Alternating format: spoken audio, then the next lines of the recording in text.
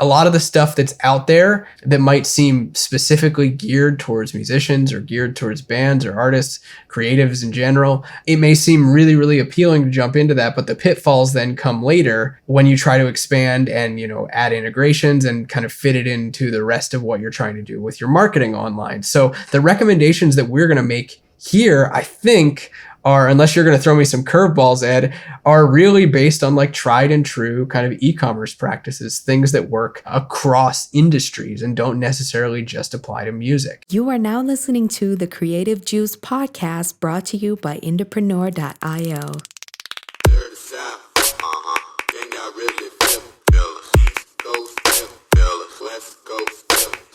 What's up, Indies? Welcome back to Creative Juice.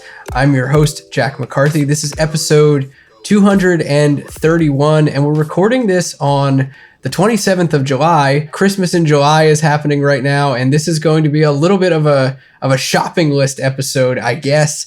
With me, as always, is my awesome co-host, Mr. Ed Isola. Ed, what's up, dude? Are you ready to go shopping? I am. You should have opened the episode with like a ho, ho, ho. I guess you're right. I really should have. I guess I'm just not feeling super festive. It's like 100 degrees out here right now, which I'm loving it. I don't want it to get cold at all, but I'm not necessarily feeling the holiday spirit.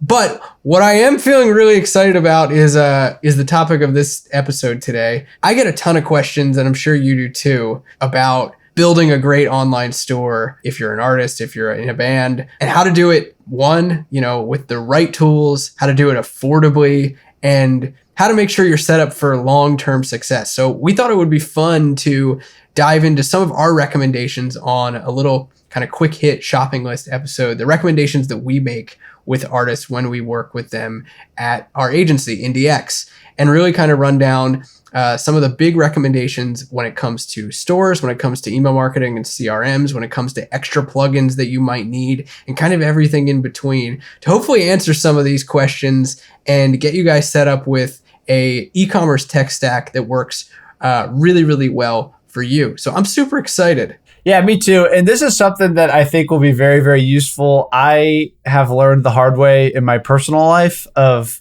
what tech stack kind of I should be using, and it's moved over the years from ClickFunnels to Shopify, migrated to WooCommerce, back to Shopify, hopefully. Same thing with the email e-commerce kind of platform. And it's been multiple different migrations and uploading CSV files and all that kind of stuff. And so hopefully this gives you guys some guidance, whether you're just starting out and need to know what to set up, to help you set this up and not have to repeat the process in a year or 2 years when you have to migrate somewhere else. Or if you have a current tech stack and you're not happy with it, it will kind of help you figure out where should I migrate and what should I invest in, so that you don't have to do multiple migrations over 3 to 5 years, as I've had to do, and it's been a pain in the butt. So I think it'll be a very kind of insightful episode and a little shopping list, like Jack said. Yeah, well said. I think the challenge of migrating a tech stack can be really daunting. I mean, I've done more of it than I would ever want to ever wish on someone else as well.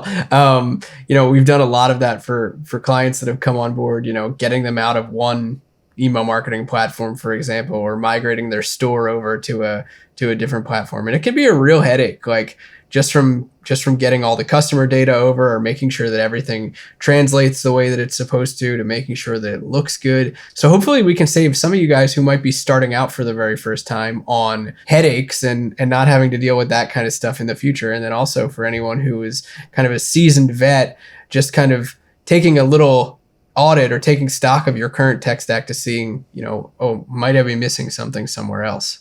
Yeah, absolutely. Well, shall we jump in? Yeah, let's do it.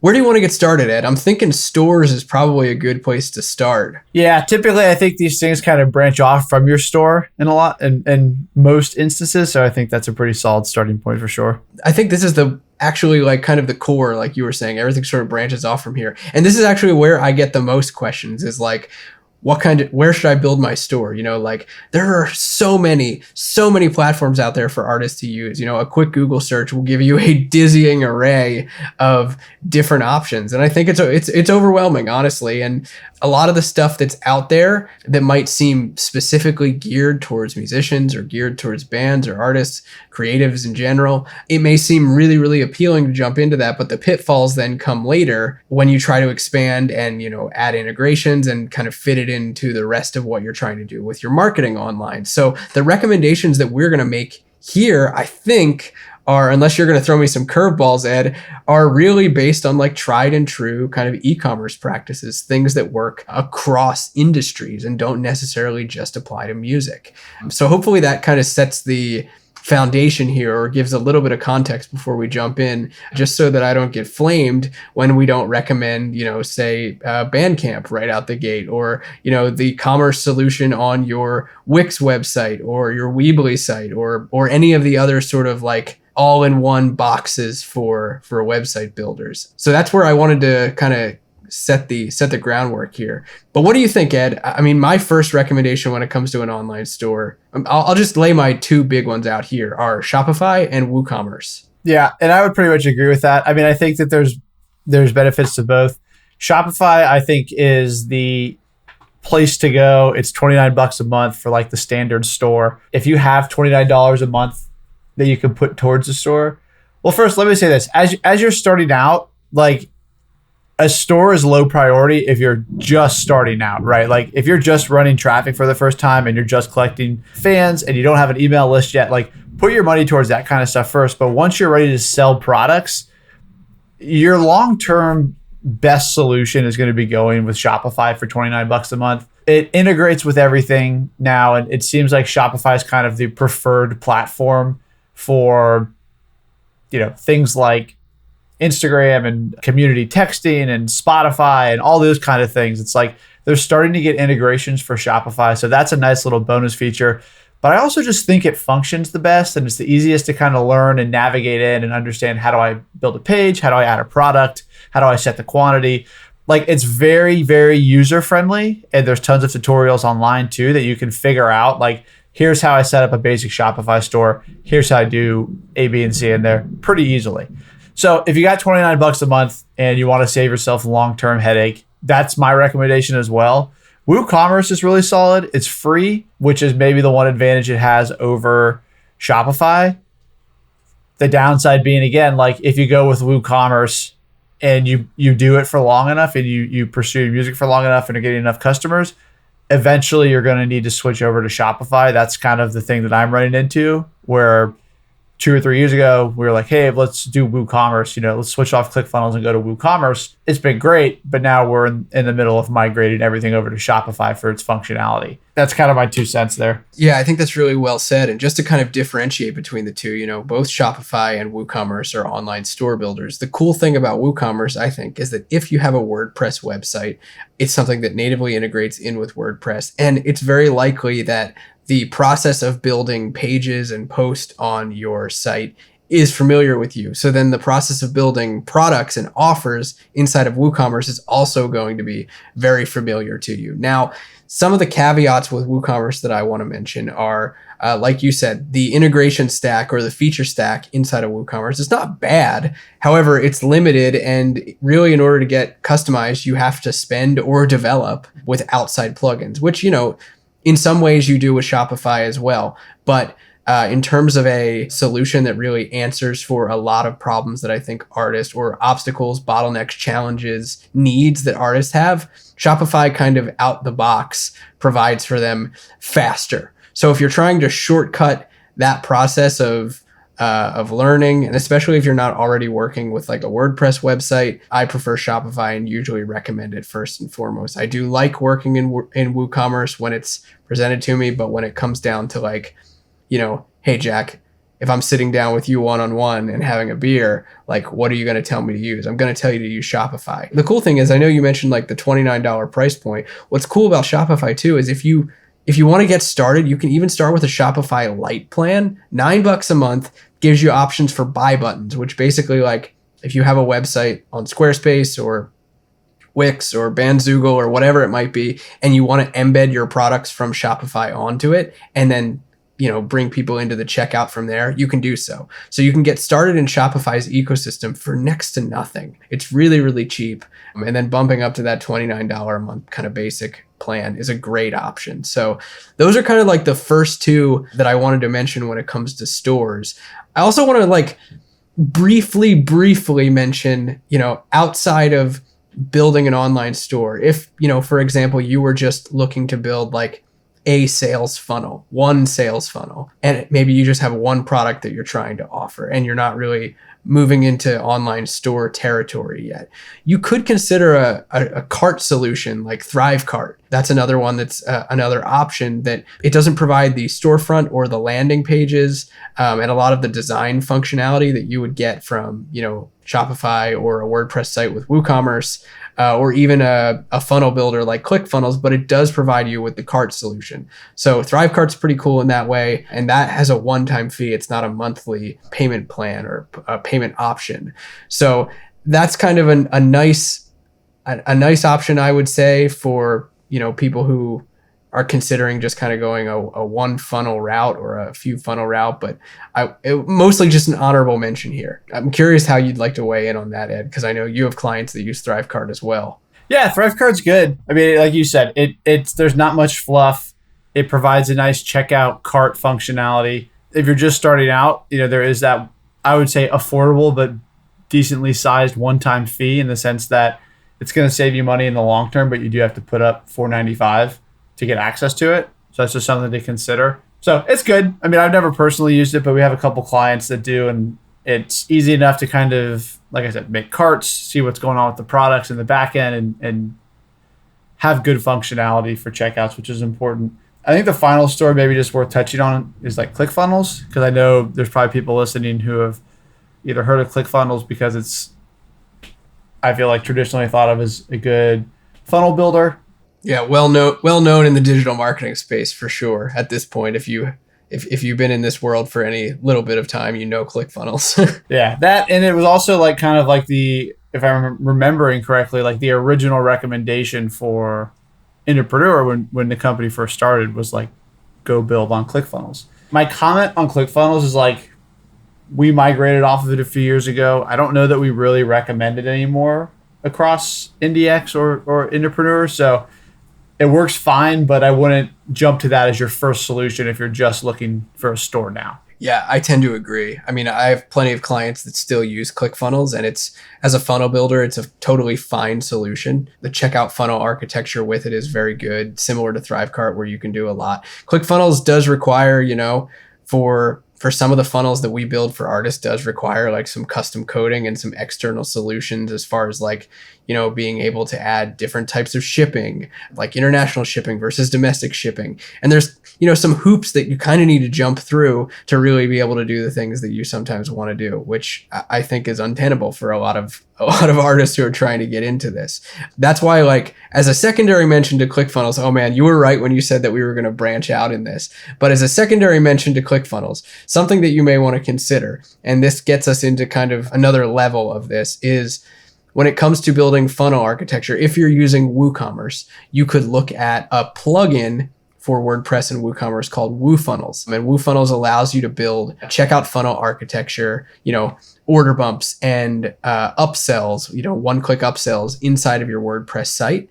And you can do that with WooFunnels. So WooFunnels is one option. And then as far as diving into the Shopify side, if you wanted to start building, more robust sales pages inside of Shopify, and then, do things like pre-checkout order bumps or pre-checkout upsells, before someone actually clicks the submit button. I personally love Zipify Page Builder for that, building really, really nice looking landing pages. I like Zipify a lot. Zipify one-click upsell is also another plugin that allows you to do post-purchase upsells. After someone clicks to buy, you can do a post-purchase upsell on the thank you page. That's the kind of thing that you can do. Those are two separate plugins. Zipify Page Builder runs, I believe it's $79 a month. Spot check me on that, Ed. I think it's $79 a month. 67. 67 a month. And one-click upsells, I believe, starts at 25 a month. So you're starting to see how adding in these plugins can get you into an interesting territory as you kind of add on to your shopping list based on your needs. Something cool about WooFunnels, if you are inside of our Indie Pro member community, there is an Indie deal inside of Indie Pro where you can get access to a special monthly pricing plan that WooFunnels has put together in partnership with us.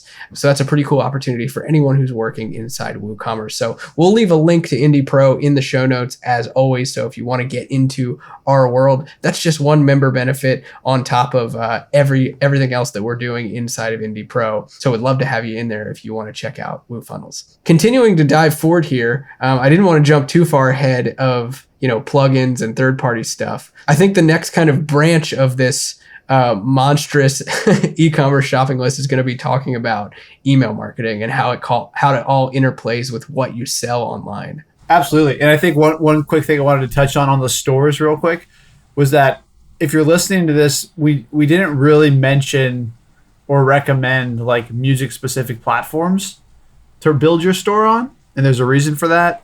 A lot of the stores and that kind of stuff we were mentioning, they're just digital marketing, general type platforms, as opposed to like, I know Jack said like Bandcamp earlier. And the reason for that is that it integrates the stores we were mentioning, Shopify, WooCommerce, that kind of stuff. It integrates with a lot of email autoresponder providers, which allows you way more functionality when it comes to sending specific offers to people down the road, saying, hey, let's send one email that offers a CD, and then let's send another one a week later to people that didn't buy the CD the first time. And if you're using Bandcamp or Bandzoogle or something like that, there aren't always integrations there, whereas Shopify and like, what we're going to recommend is Drip, those integrate directly. So that's kind of the why behind, if you're listening, like, well, what about Bandcamp? What about this? What about that? It's like, there's that's the why behind why we did not recommend those in that first portion of the episode.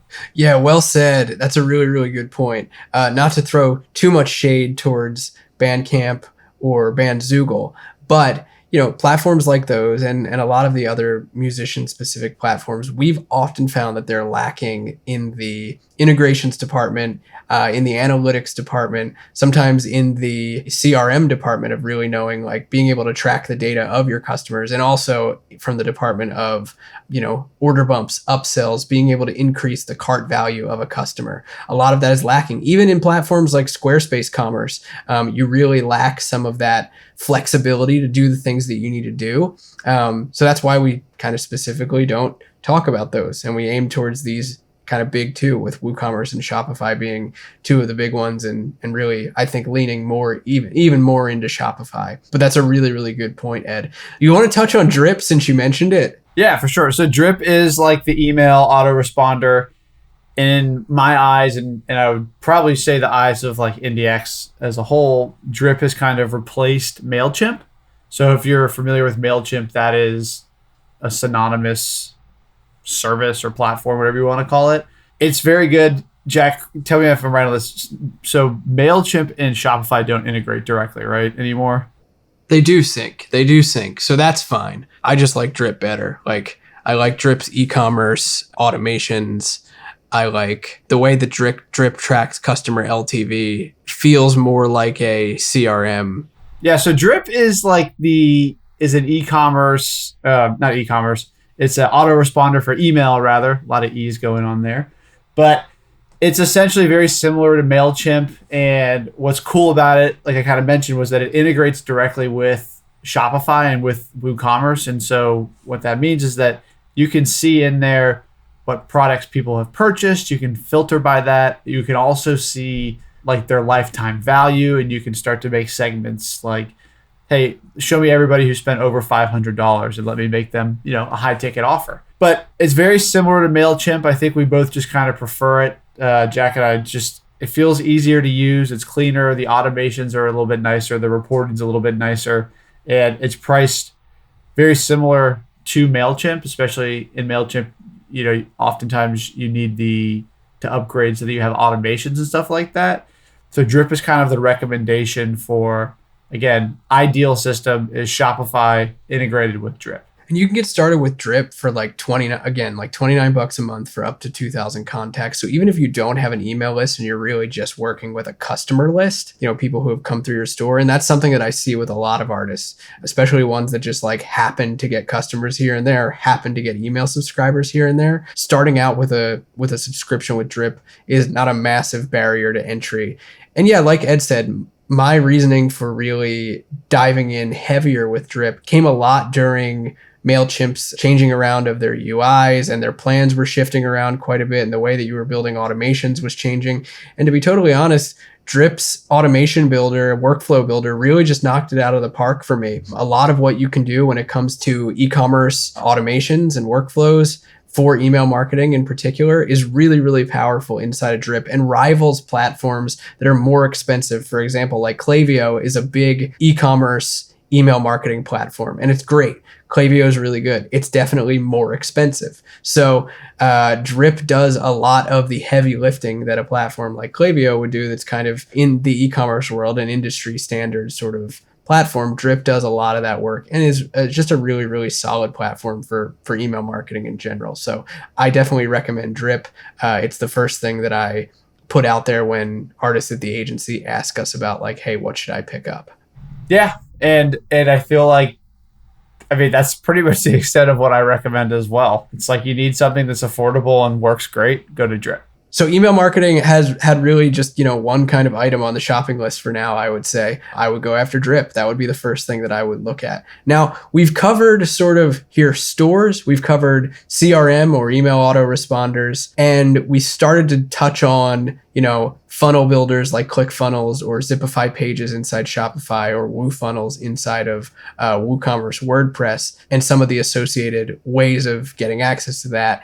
Now, the next thing that I think is important to touch on, and this is kind of like, this will kind of round us out here and end the list, I would say, is with any of these platforms, you're going to have third-party plugins that you're probably going to need. And there are a few from Shopify that I specifically wanted to recommend in this episode that I think are really good and are kind of just like jewels to have in your back pocket as you are building a store. And these are ones that I use, I think, with almost every artist that we work with at the agency, or at least every artist where I'm directly kind of with my hands in their store. The first one is a bundler app for Shopify called Bundler Product Bundles. I believe it's by Golden Devs. It's a really, really great, super simple bundling app that allows you to basically link products together or set products together inside of this app. And when a customer visits a certain product's sales page or product page, they'll have the opportunity to get, a bundled combination of the two, and you can set discounts, and it makes it really easy and flexible. You don't have to set up multiple bundle products or anything like that. It makes it really, really easy. And it's just a really great plugin. I had started using it a few years back, and it's resulted in, I would say, like massive revenue lift for a lot of the artists that we've used it for. So I can't recommend that one enough. Yeah, and that's the cool thing too with Shopify. I feel like there are typically plugins for whatever you can think of, and some of them are paid, some of them are free, but it really has a solution for everything. I'm looking through, we kind of have a little internal list of things, other ones that sound pretty cool. Stock sync, you can sync up your stock between different supply channels to make sure you're not overselling things. Single music is one that I feel like a lot of clients at IndieX always request too. Oh yeah, we should definitely talk about single music. Yeah.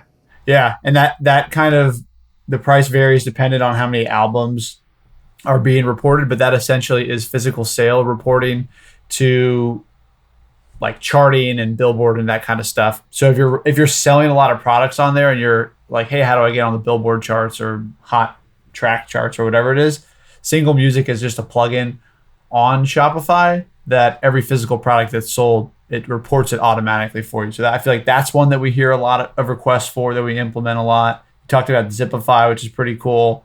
There's some cool customer social proof. Oh yeah, when it comes to social proof, there's a really great free Shopify plugin that we like for this. You've probably seen things like this before, where you go to a Shopify store or you go to an online store and you see a little pop-up in the left-hand or the right-hand corner that says like, Jack M just purchased, this badass t-shirt.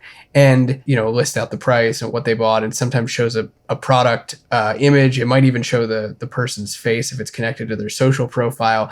You can set up that kind of thing for free inside of your Shopify store with a plugin called Show Recent Orders. We'll link to it in the show notes. It's a pretty cool one. It's free. It works really, really well. It's kind of a no-brainer to use for this sort of thing. So that's a cool one for like social proof, especially if you have a lot of traffic in your store, gets people excited. Another tool that a lot of our clients like is a review app called Loox. That's Loox. It's for basically gathering customer reviews after they purchase. Loox is really, really solid. A number of our clients use it and they like it quite a bit. It's a good way to get user-generated content as well. One other plugin that I want to mention for Shopify specifically, and this is just a really simple, helpful one, similar to what you mentioned about inventory sync, is a plugin that's called Low Stock and In Stock Alerts. I think it's like $2.99 a month to start. And if you ever have issues with wondering if you're going to run out of stock when people are trying to buy, as the ticker kind of goes down for a specific product, this is a really simple app that will send you notifications based on a threshold that you sent. So say, for example, you've got vinyl in your store. Once you reach only 10 left, you want to get an email that tells you to restock. This plugin allows you to do it. I found it to be massively helpful, especially if you're selling at any kind of rapid clip, or if you've got a sales promotion going where you're getting a lot of traffic into your store. This one has been invaluable. So I'll make sure we link to it in the show notes. Dope. Yeah, I feel like that kind of runs down everything that you could need on the little shopping list, like we were saying. It's like perfect world, you go Shopify, Drip, plugins that you need. If those aren't your cup of tea, there's hopefully a couple of alternatives for you in here. But there are a lot of options out there, and it can be very confusing and daunting, I feel like, when you first start looking. So hopefully this is helpful in narrowing that search down for you. Yeah, 100%. And if you guys want to take a deeper dive into this, there's a new training inside of Indie Pro that's called Make Merch That Fans Want. It goes into really the merch and offer creation process for how you can make your own merch, how you can put it together and start selling to your fans. And there's a lesson in that training in particular where we go a little bit more in depth on some of these recommendations and also why we don't recommend certain other things. So if you want to take a deeper dive, like I said, we'll link to Indie Pro in the show notes. But I hope this little shopping list was helpful, maybe gives you some things to pick up, whether you're looking to get started with selling online for the first time, or if you're just taking a peek at your own tech stack and wondering if things could be a bit better. Hopefully this gives you guys some helpful kind of starting points to go off of. So we're going to be continuing this arc on e-commerce and selling online and turning your fans into customers. So I'm really excited to continue getting into it. But until then, we will see you guys next time on Creative Juice. Peace out, Indies. East Coast, West Coast, say what?